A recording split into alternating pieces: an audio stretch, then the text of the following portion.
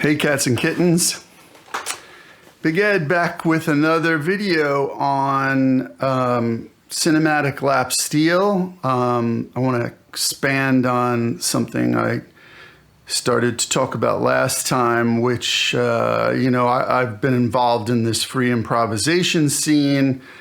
It really stems out of a scene that was created in London in 1962 by AMM Music and the Spontaneous Music Ensemble. They both shared a space. I think it was above a coffee shop.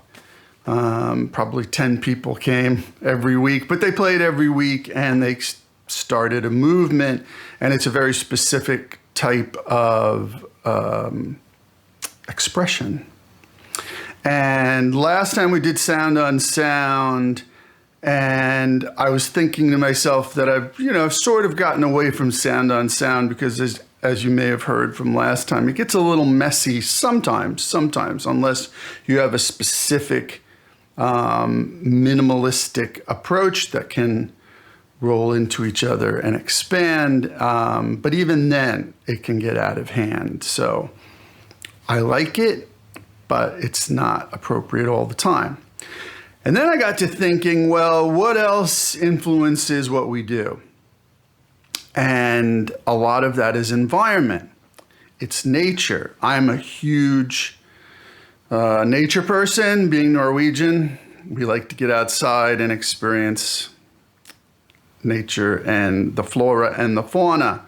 But it influences my music pretty greatly, I would say. And the sounds I hear in nature, the sounds I hear in the world, whether it was when I was living in New York and I could hear the subway trains outside my window in my apartment, or just the street sounds, gang activity, whatever it was. That influenced me too. To me, there was a rhythm to New York City. There's a rhythm to London as well as other cities, but specifically in New York City, you really couldn't get away from it no matter where you lived. It was omnipresent and it was cool. I dug it. I felt like there was an internal biorhythm going on, just like we all have a biorhythm, which, by the way, that also, without getting too highfalutin, influences when you do free improv, how you play, what you play, when you play it, the spaces we're in. Like if you listen to my Vigeland album, I was really inspired by the Vigeland Mausoleum space. It has up to 20 seconds of decay, and that influences the sound. It influences how the sound bounces into each other. It influences your internal biorhythms and your visceral reactions to what's going on, because it just cascades on you.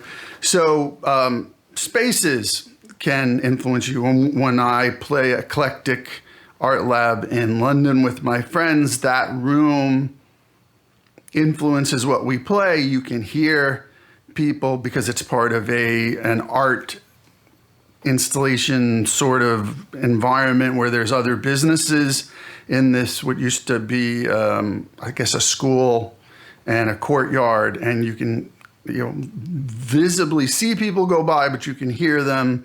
It's not insulated. It influences what you play, the temperature of the room, the weather.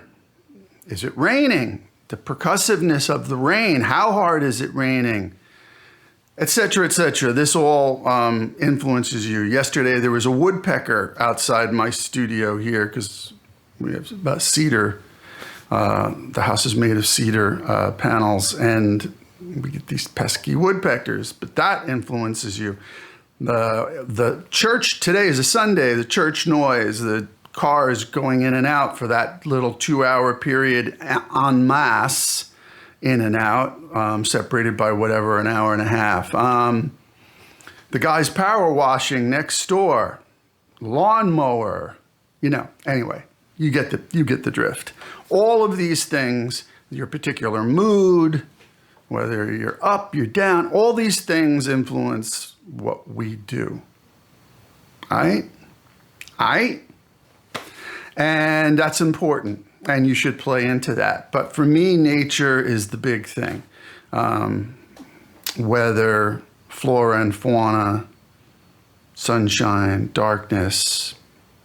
I really respond to that stuff. And I'll hear sounds. I'll actually sample things when I'm out hiking. I go hiking a lot, and I sample things, and that influences what I may try to recreate. So even if it's not happening in the moment, like rain on a tin roof, or the guy power washing next door, whatever that may be, even if you hear something in nature, that can influence you later because you try to recreate it. All right.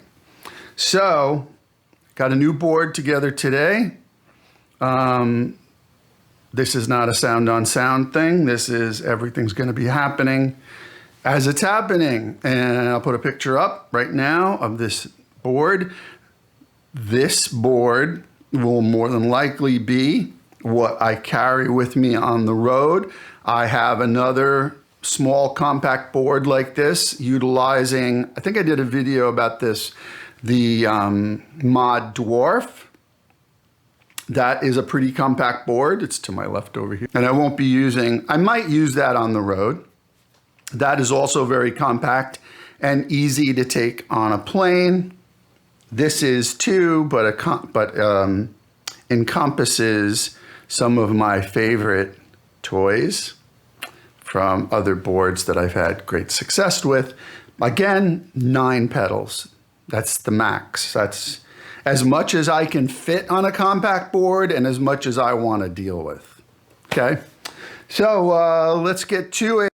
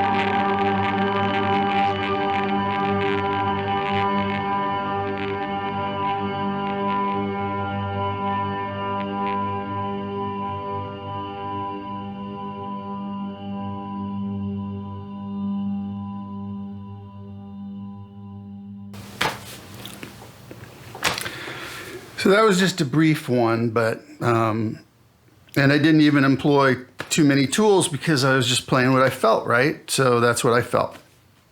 And just kind of a textural, vibey, trying to replicate my little world, which, get back to the first point, involves nature. So, but your environment, everything around you, influences what you play, how you feel that day, what kind of mood you're in, et cetera, et cetera. So I just wanted to do a little piece on that to illustrate how important that is, not only to me, but to many players in free improvisation. It doesn't take a lot. There was no looping going on. There was no sound on sound. It was just how you feel in the moment and what you'd gathered in the previous few days. Dig? One other thing I wanted to mention, I've been talking about AMM music a lot because obviously it's a huge influence on me, having worked with Eddie Prevost. If you get the opportunity, every Friday at the Welsh Chapel near Southwark, Southwark for you Americans, it's near Southwark Bridge, not far from Southwark Bridge, the Welsh Chapel. Every Friday night at 8 p.m., there's a workshop. It's free. I highly recommend you go and play. If you go, you must play, even if you're just playing, a homemade wooden flute, you must play. That's the rules.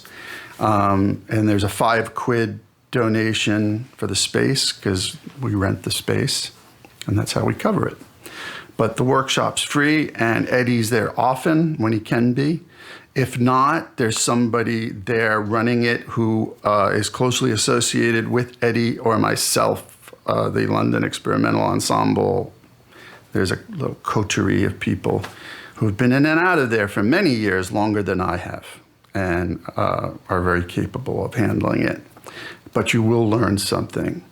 So I want to throw that out there. Also, there's a magnificently shot film of AMM in concert with the three main surviving players, Eddie Prevost, Keith Rowe, and John Tilbury, in France. From, I think, 2017, they were invited to go to France and play, and somebody filmed it in this beautiful theater, shot it beautifully, the color, magnificent. It's really crisp and clear, and the sound is great. So I highly recommend checking that out on YouTube. I think it's 2 parts, maybe 3 parts, but just dabble in that. You want to see like this done at an extremely high level by the originators. And next time I'm going to talk about modular, I think, because I've started to incorporate that into my live improvisational playing. Maybe it'll be just modular by itself. Maybe it'll be modular and lap steel through pedals. Maybe it'll be both. I don't know, but we'll see. But nature, nurture, play. See you next time.